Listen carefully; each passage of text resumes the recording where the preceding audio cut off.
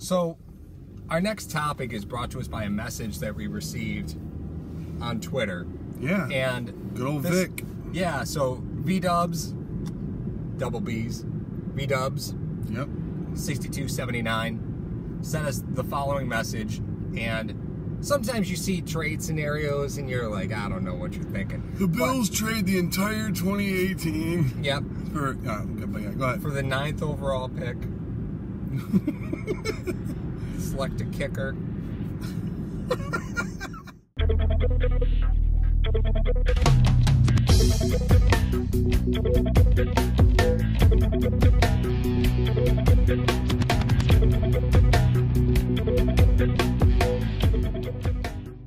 So, V-Dubs 6279 sent us the following. He goes, I'm calling it now. Just remember, you heard it here first. Three-way trade will happen between Cleveland, Buffalo, and the Giants before the draft. That got me really interested, right? Yes. Because, anytime you include another team, it's always intriguing. It's always intriguing. Yes. So he says Buffalo will end up at number 1. Now, mind you, this doesn't extol all the picks that would be involved in this, right? So there's some picks here that aren't the highlighted ones. Right. So it says Bills will end up at number 1 overall and pick Darnold. Cleveland goes to number 2, so they swap with the Giants, right? They move down. Cleveland goes to number 2, and they take Allen and get the 12th pick overall from the Bills. And the Giants go from 2 to 4, and they take Barkley or Chubb, which would be totally on board for both of them. They need both of them. And they get a 2019 pick. First round. So, yeah, 2019 first round pick, right? So, now, mind you, Cleveland's going to have to give up some. Cleveland's going to gain here. The Giants are going to gain here. You're not getting anything from Cleveland to move down. No. You're not getting anything from the Giants to move down. So Buffalo's got to sell here, right? But you have the capital to sell.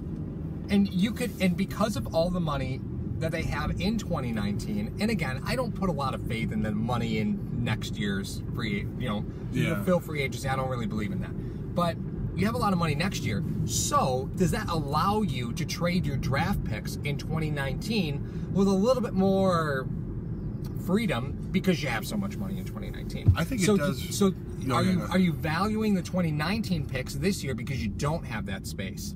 But you don't value the 2019 picks because you do have all that space. And all the guys you signed have been on 2-year deals anyway. So you're still going to have them next year if you want them.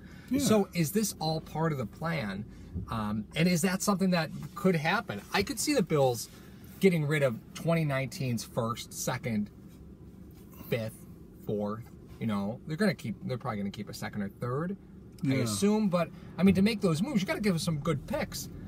In 2019, if you're Buffalo, what are you doing here? That trade actually doesn't sound all that insane when you look at what every team could gain out of it and not give up much.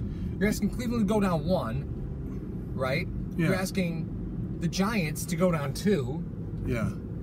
The Jets are probably taking a QB anyway. Yeah. So the Giants don't care. This is contingent on the Giants not taking a quarterback initially. Right. Shermer's there. Yeah. Does he want his guy, or does he want to ride it out with Manning for a couple of years while he develops somebody else? That's number 1. Number 2, you're talking about Cleveland moving down. Cleveland has the most picks in this draft. Do they want more? Next year, sure. Well, next year, I'm saying, sure. But you say that the Giants were going to get 2019 in that scenario. In that scenario, that's the message that we got. But, let's say, in order for, we talked about the Niners and the Bears last year. When they moved down 1, they gave up a first, they gave up a couple seconds and a third. The Browns, they really, as much as nice as it sounds for the Browns to acquire more picks, you got to realize in 4 years you got to sign all these guys, and they're not going to have the kind of cap space they do now. No. So, okay, we drafted 12 guys, we kept 10 of them. How are we going to sign all these guys in 4 years? Yeah. They can't. So that incentive of trying to acquire more picks for them probably won't work. So you have to give them 2019 picks. You have to give the Giants your 2019 first, which leaves your, like you said, you keep your second and third. Or you keep your second for 2019, but that means you got to give the Browns your third and fourth next year. Is that enough for them to move back 1 spot? It's 1 spot. What's the big difference? But the Bills have, in this scenario, even if they're giving up a bunch of picks, they're making out. They're making out like gangbusters with this. Now, it'd behoove the Giants to trade back because of their cap situation, which they can always rework anyway. Moving from 2 to 4 doesn't save them that much, but it does save them a few bucks. Right. And they end up getting the player that they need. And if they're not going at a quarterback, they're fine. They control their fate in that respect, right? If they're not going for a quarterback at 2, they could go to 4 and still be fine because the Jets are not going to move that deal, and the Jets are going to take a quarterback. They need a quarterback. Why do the Browns have to get involved in this pick though? Because they have the 4th pick. That's why they got to trade back to 4. Right. Exactly. Okay. So that's the way that would work. All right. I like it, and it's an interesting scenario. Right? It is very interesting. It's one of the most interesting ones I've heard. So, but the big thing is you're asking Cleveland to go from 1 to 12. That's a steep drop. That's where the logic fails for me, right? So if I'm Buffalo, I'm looking to get to 5. 4 to 12. Remember, it's not. Yeah, Cleveland goes to 2, and then they still have that. The 4th goes to 12. You're saying? Yes, the 4th goes to 12. So. That's not too bad. Yeah, that's what I was saying. Yeah, I guess that's not too bad. It's not too insane. Plus, the fact of if they could pick up a second this year and a second next year, I think they're fine with that. You take Allen. Just talking about the Browns. You take Allen with the number 2 pick. Who just left your team that was a staple for 13, 14 years? Joe Thomas. Who do you think is going to be there at 12? Yeah, McGlinchey. McGlinchey? Yeah. Why not? Yeah. Plus, you acquire. You know what I mean? Like, you're not going to take McGlinchey at 4. You could. There's nothing wrong with that. But why take him at 4 when you can still get the 5th-year option on him that's not going to cost you as much if you take him at 12? Oh, yeah. No, way more affordable at 12 than it would be at 4. So, the 5th-year option is probably going to be around $6, $7, $8 million. It's tough to project because it's based off percentages, so it's tough to project. Yeah, I'm just saying that. But if we look at it right now, if you look at the histories, yeah. If we look at it right now, it's about a $6 million difference between pick 9 and pick 11. Yes. You know, on that last contract, it's a big difference. Yeah. So the logic it's there, right? And it's not asking the Bills. Picks. It's not asking the Bills to trade up to 5 or 6 to get to 1. Yeah. And that's where a lot of scenarios are right now, is saying the Bills have to make a trade to make a trade. You have to climb the ladder, basically. Right. And I certainly agree with the theory that if you want a quarterback, you don't want to do what the Bills did before, which was genius at the time in the manual draft. They traded back and still got the first quarterback off the board. They traded back and still got their QB. You don't want to be in that situation. You want to be able to dictate who you're taking. You don't want other teams at a position of need like that to control who you're taking. At corner, it's not that big a deal. The Buffalo did it last year. Lattimore was there. Lattimore was theirs. And they said, nope, not good enough. We've got Lattimore, and maybe they had White rated higher than Lattimore. And they looked at it and said, we're willing to bet that everybody's got Lattimore rated higher than White. Let's move back. Let's do it. Let's move back. Right? And that's what they did, and it worked out great for them. But you don't want to leave your fate in somebody else's hands. I don't feel like this organization anymore wants to leave their fate in anybody else's hands. That's why the trading up to 2 was always baffling to me. Why would you want the Browns? Right. If you're going to give up all these assets, why would you still put second fiddle? I want to go behind you, and you're looking for the same thing. Like, it doesn't make any sense. Well, that's why when the Eagles traded up to 2, right? Yeah. It was because they were 1,000,000,000% positive that the Rams were in on Goff. Yeah. That was it. They were like, we know who 1 is. We don't want 1. And there was probably like a gentlemanly agreement down the line between Snead and Roseman. Be like, hey, between me and you, I'm trying to work this deal out. You know, somewhere down the line, if there's anything. I'm sure there was a conversation between both teams. Yes. Well, because the Rams had already secured the 1 pick, right? Yeah. So I'm sure the Eagles called them and said, okay, tell us what you want for 1. And they go, no, we want Goff at 1. And they said, thank you. And just hung up the phone. That's all. If it was that simple, that's all you need, right? If you're Philadelphia, who is this? Prank caller. I'm hanging up now.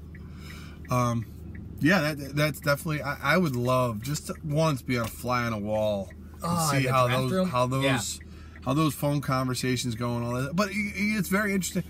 But the trade itself, if you, the funniest part about this to me, like, and I know I always go off, but the thing about this is, the Bills get Darnold. That's not something that's been talked about here. No, because you've written off Darnold as being the number one QB off the board for a long time. The thing about it is, the idea of the trade I love, and the moving parts and everything that's going on. I wouldn't be a fan of Darnold going on. No. I'm eliminating the player selection from the logic of the trade. Yeah. They're going up to the top of the board to get their guy, whoever that is. I don't care who it is. If it happens to be Darnold, so be it. If it happens to be Allen, then so be it. That's one thing that we can't look into. You're taking our personal opinion out of it. We don't know what their board is, right? Yeah. We don't know. And this organization, let's give them credit. They're buttoned up tight. They're not letting anything out, and I love it. It's so great to not be the laughing stock and like, oh, the Bills, they suck. They're not going to do anything. Before it was you didn't know what they were doing because they weren't doing anything. Now they're making moves, but you don't know what they are. It's exciting, but removing the quarterback from the equation, I don't think this asks a lot of any team. And the Bills get the opportunity to take their guy. Cleveland still has the opportunity to take their guy. If they have Allen rated ahead of Darnold, then this deal makes all the sense in the world. If they have Rosen, if they have anybody rated ahead of Darnold, then this deal makes all the sense in the world. Or if both teams look at it and say, this is my one, this is your one, we don't have a problem here. Right? Yeah, but like you said, from the Browns standpoint, talking about putting your fate in someone else's hands. Right now, we can get who we want at 1-4. We're gonna go back to 2-12. What's our incentive again? Yeah, the only incentive you have is that you have all this cap money now. You're not going to have maybe in 5 years. So in order to sign a 5th-year deal, like we talked about, that could be one of the things. The second thing is you're getting draft picks in different, because you're getting draft picks in different years. Right. You could say they get a 2023. You know what I mean? Like, it don't matter. Like, okay, we got to stagger these or we're in trouble. Right. So that could be that. The Giants, we talked about their cap situation. They could still get, if they were targeting Barkley or Chubb, and they know that you think the Jets are going to go with a quarterback, okay, we can acquire more picks. We need bodies in camp. We need linemen in camp. This is what we're going to do. And the Bills, obviously, you get the number 1 pick, you get your guy, you get to trade up, you get the number 1 pick overall. No, Bills number 1 pick overall. That sounds weird. Normally that comes with a year of torture and just it's your liver waking up next to you in the morning going, oh my God, it's Monday. Yeah. But yeah, that's kudos, my friend. Kudos. Yeah, I thought that was a great message, because honestly, I first read it, I was like, what's this? And then I really just thought about it for a minute, and I go, actually, that's not that far off. Oh, he really isn't that far off. He will be called. Vic will be called. We will get him on the show. All right. If that comes to fruition, he will be on the show. Yeah, removing quarterback from the situation, because I don't know who their QB1 is. Oh yeah. I don't know. Just the entire scenario of it, I loved. Yeah, I don't know who their QB1 is. But it makes total sense. I'd do it if I were Buffalo. I'd do it. Oh yeah. Even if I have to give up both seconds this year, I'm still doing it. Even if I have to give up next year's first and a third this year and a second next year, I'm still doing it. I'm just interested about what it to both Cleveland and the Giants. The Bills would have to give up 2 seconds, a third this year, a second, a third, and maybe a fifth next year. And let's not excuse them. Oh no, first, a second. Well, let's not excuse them that logic. The Bills will still hold 22. In that scenario, 22 is not dealt. Did you forget about 22? I forgot about 22. Yeah. In that scenario, 22 is not dealt, so you walk away with 1 and 22. No second, no 2 seconds, no third, and no first and second next year. But yeah, what the hell, Vic? Who are they taking 20 seconds?